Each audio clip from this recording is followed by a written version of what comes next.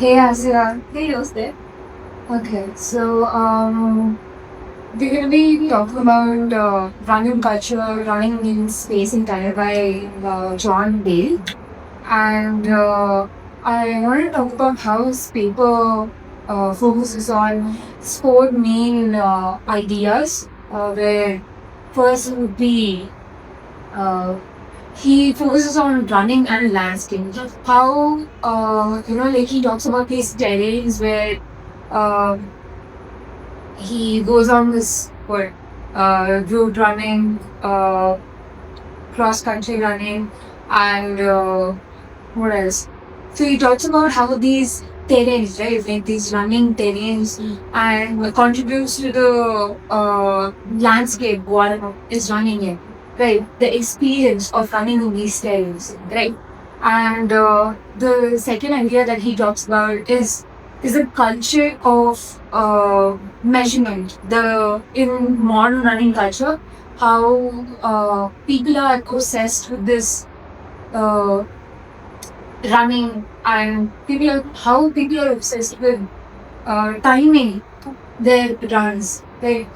And third, he talks about the runner's identity, how the runner himself or herself has created this cultural image of this athletic body, right, in front of the world. How they're under this disciplined, rigorous regime of maintaining their body, and like maintaining the lean body and the diet that goes through maintaining that body, right? And like fourth idea that he talks about is the psychological experience of like the overall experience. Yeah. So how a person like involves himself in the running itself, like the running sport, and then like experiences this runner's high, or like gains this mental clarity after completing the successful running event, right? So John Whale talks about how this running event is a physical activity, a normal physical activity that is now transformed into these, like these core ideas, and how people are like transforming into something that should be like an identity or a community that they belong to, like that belongingness that's there, that's identified. So yeah. So if I may ask, like, you are also a person, who's been attending marathons. Yes. So, like, where do you place yourself? Like, what is your point of view? Like, where do you see you becoming a Markowitz? If you see yourself as a Markowitz. Yes. So I started running marathons this year. Okay. So we are in March, and I started running from Jan, and I'm not a professional runner. Okay. I just run again. Like I run just for fun.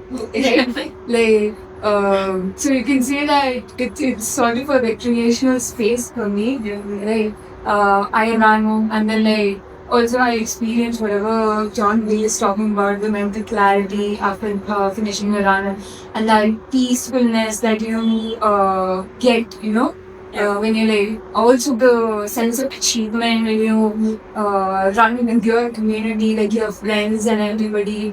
And yeah, so like when I started recently, and this is one of my experiences already.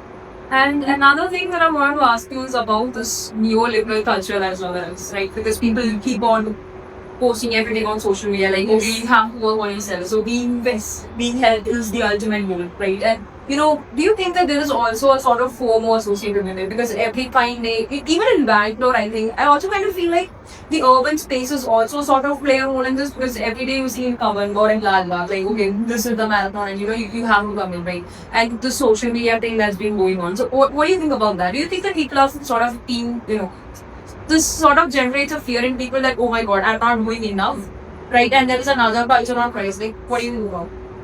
Yeah, very good question. So, we can see a lot of trends that's coming up, such as you might have seen that people are, like people started posting this one trend very often, that people are completing marathons. Oh, yeah. Travel's going Yeah. to Japan. Oh yeah, And- yeah. Yeah. So it's like they've already tagged this as like standard of achievement that Oh, one yes. has to achieve. Yes, one has to. Complete about Yeah. their life. The fitness, being fit is like a new sort of trend. Yeah, that as well. Right. So marathon is not a joke because running long distance requires a lot of training. Right. You cannot like all of a sudden like run out of nowhere. Yeah. So I go to gym and like I do CrossFit. Like my stamina is built to a certain extent and I can run these marathons. But then if I have to run a 21-kilometer marathon or such even longer distances, I have to train myself for that. I can only run like 10 kilometers or 15 kilometers, Yeah. right? Without getting any knee jerking or anything. But then if I have to run for a very long time, I have to practice. Yeah. So you talked about the fear of missing out, right? So this, I want to call it as a facade, like this idea that's being, pushed as, you have to do these marathons, to feel Yeah. complete about yourself. It's misleading. Yeah, Right? it's They're right. not like they're not telling you what goes behind it. Yeah. What all the procedures and practices that goes behind it. Yeah. And it's just just this fancy idea of I'm doing well, Yeah. and if you want to do well you have to do this as well, right? So yeah. Yeah. Okay. And also one thing that I want to ask you is you mentioned about these landscapes, like some cross country roads and traffic and all that. So what do you think like the role of landscape would be, right? Like does it really matter? Like how it sort of alters the whole marathon process? Yes. And also the kind of crowd that is wanted. Like what is the difference? Yeah. So John Bell talks about how landscape plays an important role when you're running, right? So imagine like what he explains is that you run in a, for example, you run. Just imagine you are running a cross country marathon, like normal run. You're alone. You're going on a run or with your friends. And then you're like running in the nature. So cross country is where basically you run in these mud trails and like other trails, right? So when you're running and you see the nature, you hear all of the words and everything. So it's a psychological experience where you let go of yourself and then you enjoy being in that space, right? But then how modern running culture has transformed that space is the traffic is being stopped, right? So the recent Bangalore Marathon race that I participated, the certain part of the road was dedicated to these marathons, and then they had like very good facilities and everything. So you're saying that this sort of creates an environment and tells people or tells the crowd that okay, this event is happening, this marathon is happening, and it's like wait. Yes. Yeah. So it's like the thing is, this is like how I explained before, how running is like a normal activity that is done by a person, but now it is like created into this recreational activity where people, traffic is being stopped, the city is being made to come at a standstill, right? So that these runners can have their activity done. These runners can, run and then finish their marathons, right? So, yeah. And what do you think about the representation of people? Like, do you like? I think I as you have been a part of like quite a lot of marathons. So, like, what is the crowd that you see, or like what I mean, depending on the different type of marathon, like what different places that you do. Like, what do you think? Like, and is it also like can you see like class elements there, right? Because like right now, what I have understood is like marathon is not at all a democratic event. Right? It's more like a personalized, capitalized sort of thing where it always gives to a certain section of the people of the society, like urban, elite, very posh. Like, so what do you think about the representation? Like who shows up and how is the crowd? I mean, how is the dealing? How's the meeting? Yes. So running long distances are usually carried out by these. You can like see in the news and everything. Especially long distance marathons are run by these marginalized people, right? So these people come from where like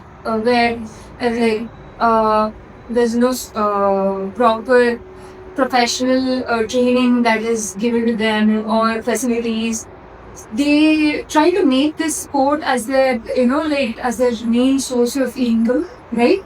So, and how I have noticed this differences while I am participating in these events is that first thing you have to like a lot of factors are being involved when you are running in these marathons, right? So when these marathons pose as a democratic event that anybody could run, anybody could participate in these events, right?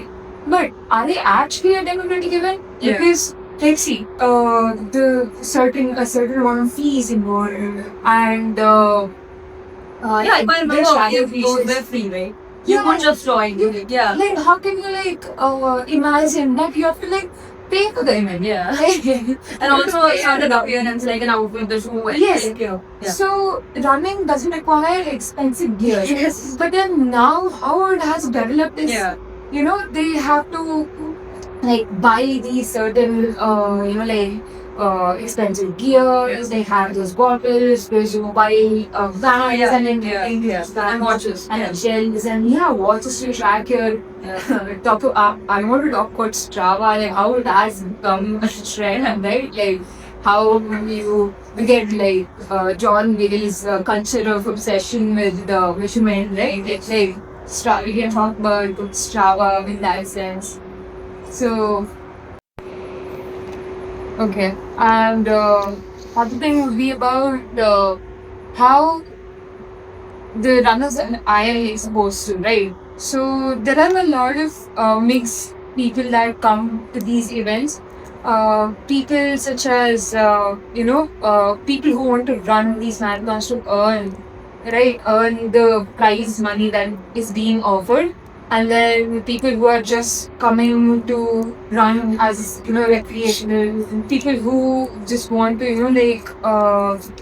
run so that they have this identity in their corporate offices where they're not just living in a sedentary lifestyle but also they're participating in these recreational spaces where they're keeping their body and health where they're keeping their body health and mind in check, right?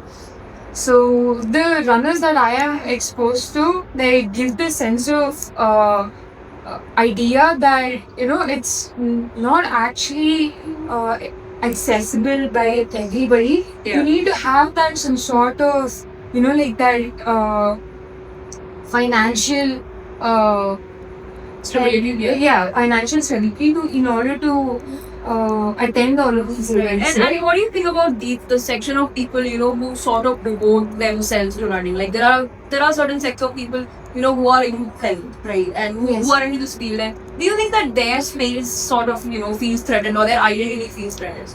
When the whole running marathon or the running culture is coming to this? Actually, Or is there a question of identity? Like what do you think more?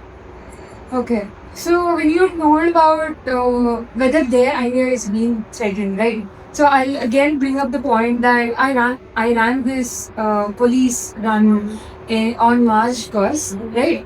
And the trail started from Vidhan Sauda, and it branched out into Kabul Park, and then again we circled back into Vidhan Sauda again. Okay, so when we were running, right, I was into 5 kilometers or 6 kilometers while I was running, and then I saw these runners, right, these separate runners who were not wearing any bib. Like when we are running marathons, we wear a bib, right, so that our